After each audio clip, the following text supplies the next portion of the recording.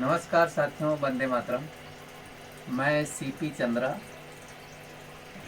Agriculture और Ayurveda expert, Saptarishi Ayurveda and agriculture research केंद्र, बालजुरी, सुंदरगढ़, उड़ीसा से आज मैं आपको हमारी देसी गायों की गौमूत्र से गौ-अर्क कैसे बनता है उसके बारे में आपको जानकारी दूंगा। गौ-अर्क बनाने के लिए हमें देसी गायों की गौमूत्र को इकट्ठा करते हैं हम लोग। वो प्लास्टिक या स्टील की पात्र में कलेक्शन करते हैं। जैसे हमारे पास में स्टील की पात्र है और स्टील की पात्र में गौमूत्र को कलेक्शन करते हैं या प्लास्टिक की पात्र में।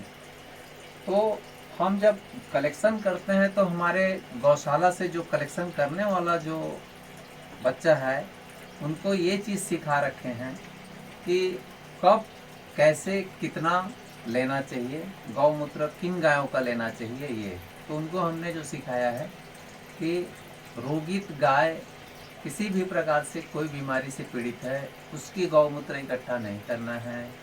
गर्भवती गाय जो गर्भवती हैं उन गायों की गौमूत्र इकट्ठा नहीं करना है। स्वस्थ और सही देसी जो गाय हैं उन्हीं की गौमूत्र इकट्ठा करना है और स्टील या प्लास्टिक की पात्र में ही करना है। कब करना है? सवेरे 5 बजे के पहले गौमूत्र इकट्ठा करना है। सूर्योदय के पहले, सूर्योदय के पहले हमारी गौशाला से गौमूत्र इकट्ठा हो जाता है। दिन में एक ही बार हम करते हैं, दोबारा नहीं। किन गायों का करते हैं? हमारी जो गाय हैं, आपने अभी देखा है कि हमारे पास में 8-10 गायें हैं। ये जो गायें हैं अभी हम छोड़ देंगे, ये जाएंगी यहाँ से 1 किलोमीटर में जंगल है। वो अपने मन से वहाँ जा कर के घूमेंगी, चरेंगे, अपनी इच्छा अनुसार वनौषधियाँ, जड़ी बूटियाँ जो भी मिलते हैं उनको खाने की इच्छा रहती है, वो चीज़ खाते हैं अपनी इच्छा से।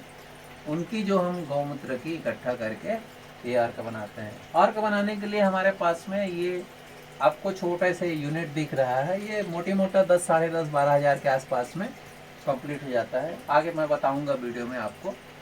ये हमने लिया है एक इंडक्शन 1000 वाट का और एक ऑटोक्लेव टाइप का एक कुकर लिया है, ऑटोक्लेव टाइप का। ये है हमारा 6 लीटर का। तो ये दो चीज़, ये 1000 वाट का हम इंडक्शन और 6 लीटर का कुकर।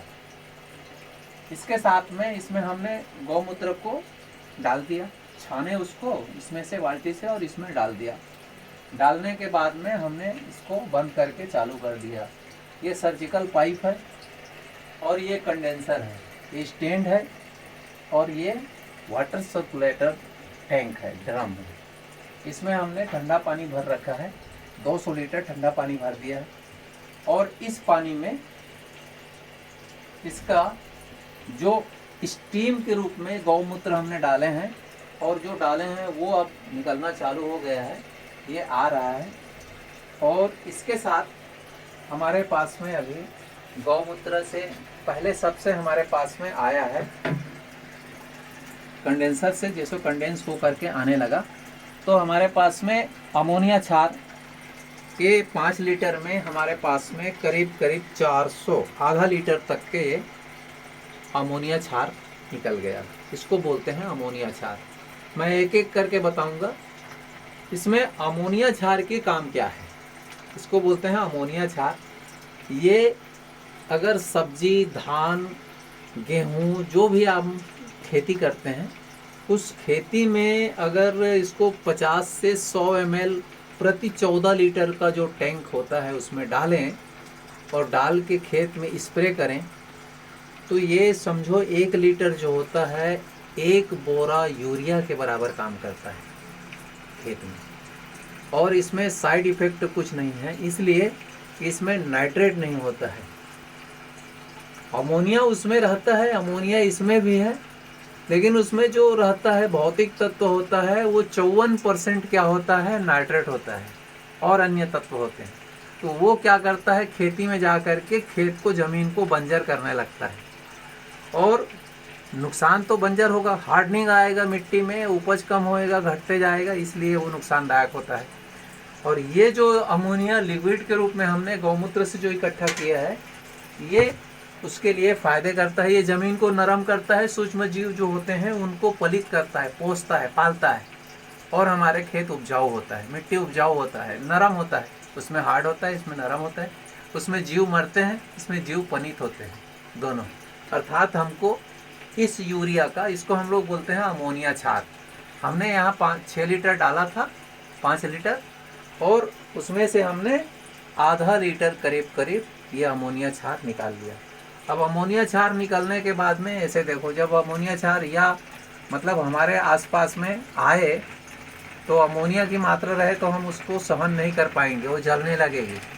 और अमोनिया जब निकल जाएगी, ख़त्म हो जाएगी, तो इसमें दो चीज़ दिखेगा। एक तो यहाँ पे वाइट कलर दिखेगा, पाइप में वाइट दिख रहा है जैसे, और अमोनिया निकलता रहेगा तो रेड कलर रहेगा। तो ये अब समझने का है हमको कि ये वाइट कलर आ गया है तो अमोनिया क्षार ख़त्म हो गया। अब हमारे पास में अर्क आना चालू हो गया। अब इस अर्क को हमें कलेक्ट करना है, तो हम ये कांच की पात्र लिए, और कांच की पात्र ले करके इसमें डाल दिए। अब यहाँ पे हमारा अर्क बनना चालू हो जाएगा। ये कहलाएगा अर्क, गो अर्क। हमारे पास में ये गो अर्क, इसमें से हम 5 लीटर डाले हैं। अगर मोटी मोटा वाष्पित्सर्जन में कुछ उड़ भी गए, आधा लीटर पौन लीटर के आसपास अमोनिया निकल गया है, मतलब 1 लीटर हमारा वेस्ट चला गया, बाहर निकल गया। अब हमारे पास में 4 लीटर बच गया। 4 लीटर में 2 लीटर हमारे पास में अर्क बनेंगे। ध्यान रखेंगे जिस समय आप बना रहे हो उस समय में कि 2 लीटर हमको अर्क लेना है। ये हमारा कितने का है? 2 लीटर का है।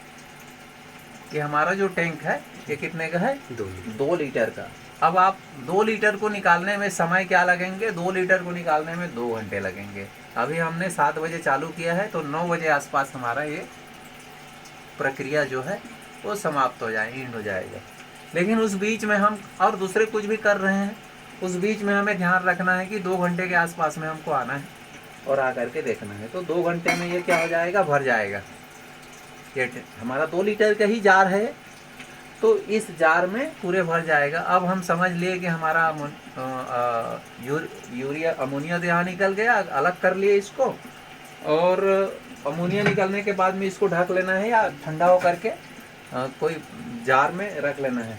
अमोनिया जैसे निकल गया, अब अर्क निकल रहा है, अर्क निकल गया तो उसको अर्क वाली अलग से कोई जार में फिर रख लेना है। ये हमारा 2 घंटे में, एक शिफ्ट में 2 घंटा समय लगता है।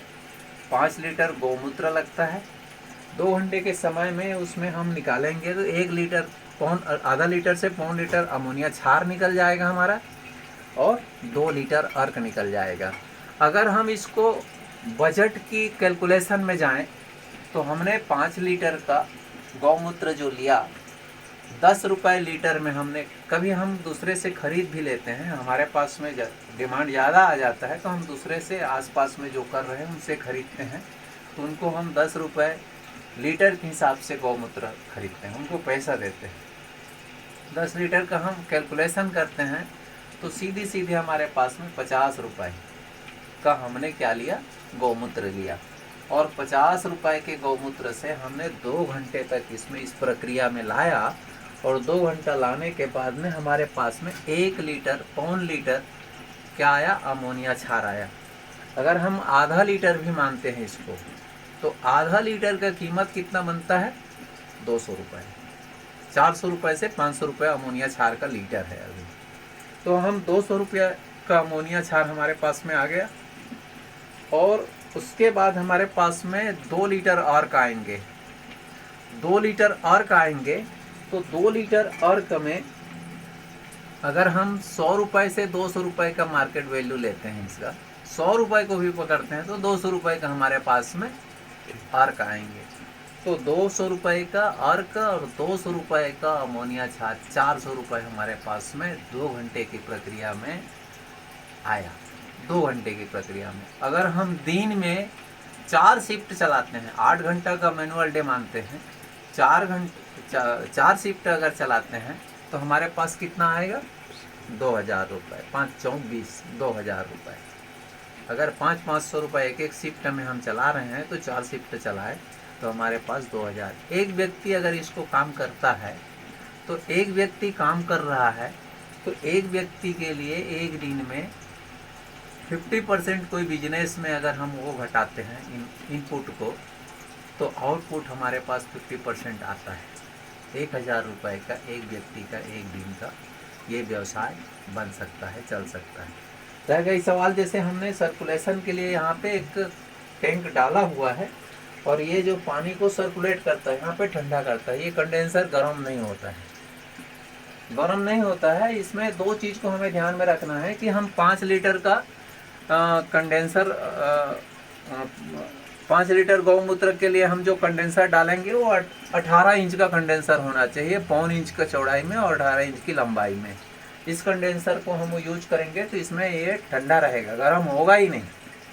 और जो हमारे पास में गौमूत्र इकट्ठा अर्क निकलेगा गौमूत्र से, तो वो भी ठंडा निकलेंगे, क्योंकि यहाँ सर्कुलेट हो गया। सर्कुलेट करने के लिए ये ड्रम है, एक 200 लीटर का हमने ड्रम लिया है। ड्रम में एक कूलर का पंप को डाल दिए हैं, ये कूलर के पंप से यहाँ से पानी को सर्कुलेट कर रहा है, ये आउट हो रहा है इधर में। अगर हम इसकी अब बात करते हैं कि हमारे लिए कितने और कहाँ पे लाभदायक है, मैं तो मेरे पास में जो जैसे बोलते हैं, मैं खुद यहाँ पे जो कर रहा हूँ, जो पंचगव्य का या आयुर्वेद का चिकित्सा में जो उपयोग कर रहा हूँ, उसमें हर प्रकार के अर्क बना लेता हूँ। कि जैसे अपने खुद बुखार के लिए बनाना है या और ऐसे सारे जिन जिन बीमारियों के लिए अगर बोलेंगे तो उसके लिए अर्क जो औषधियाँ हैं उनको डाल करके अर्क के रूप में हमने निकाल लेते हैं। कचनार अर्क है, तुलसी अर्क है, अमृता अर्क है, जो भी अर्क आप बोलेंगे हमारे पास में अवेलेबल है। जैसे भी आप अर्क की ज़रूरत पड़े और बोले हमको तो हम अर्क बना करके दे देते हैं। हमारी रेट भी ऐसी है कि अगला आदमी कोई ऐसे बोले कि आपकी रेट ज़्यादा है, बिल्कुल नहीं। हम तो उस रेट में देते हैं कि हमारे पास में जो बनने में चार्ज आता है और जो बनाने वाले का वहाँ पे मजदूरी निकल जाता है, तो हम समझते हैं कि लोगों के लिए जनहित में हम दे पाएँ। दूसरी चीज़ है कि हमारी संस्था जो काम करती है सिर्फ आयुर्वेद और चिकित्सा और इसमें काम नहीं करती है, एग्रीकल्चर पे भी बहुत बड़ी काम करती है संस्था हमारी। गांव में अवेयरनेस कैंप लगा करके लोगों को उसके पीछे जागरूक कर रही है, संस्था बोल रही है, बता रही है। हम खुद जाते हैं, लगाते हैं शिविर वहाँ पे और लोगों को बताते हैं कि आप ये लगाइए। कल मैं आपको बता रहा था कि 1 एकड़ में जो धान 30 कुंटल आता है, उसको हमारे इस पद्धति से जिन बंदा ने काम किया है उससे उनने 40 कुंटल उत्पादन लिया है। कोई बोले कि पूरी जैविक खेती करके 40 कुंटल उत्पादन लिया है तो लोगों को समझ में नहीं आएगा, झूठ समझेंगे।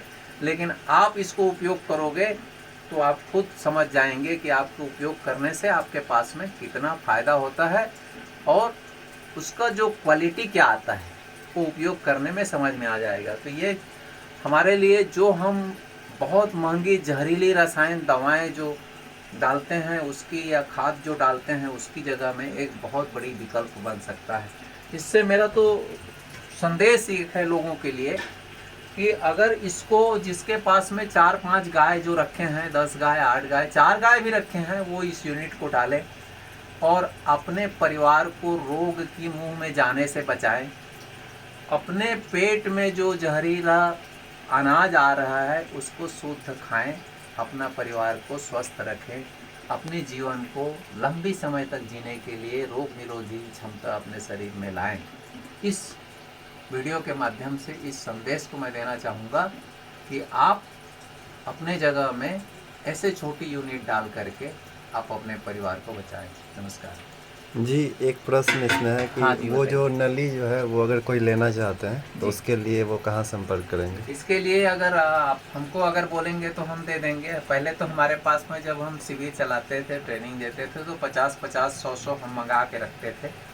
और अभी शिविर हमारा नहीं हो पा रहा है कोरोना से अभी तक के। अभी शिविर बड़ी स्तर में, क्योंकि एक शिविर में 50-50, 60-60 लोग आते थे तो हम उनको देते भी थे। ये जो हम बोल रहे हैं वो चीज़ हम देते भी थे। उस समय में हम इसका 500 रुपये रेट रखे थे, आज ये हमको 1200 रुपये पड़ रहा है आज की स्थिति में।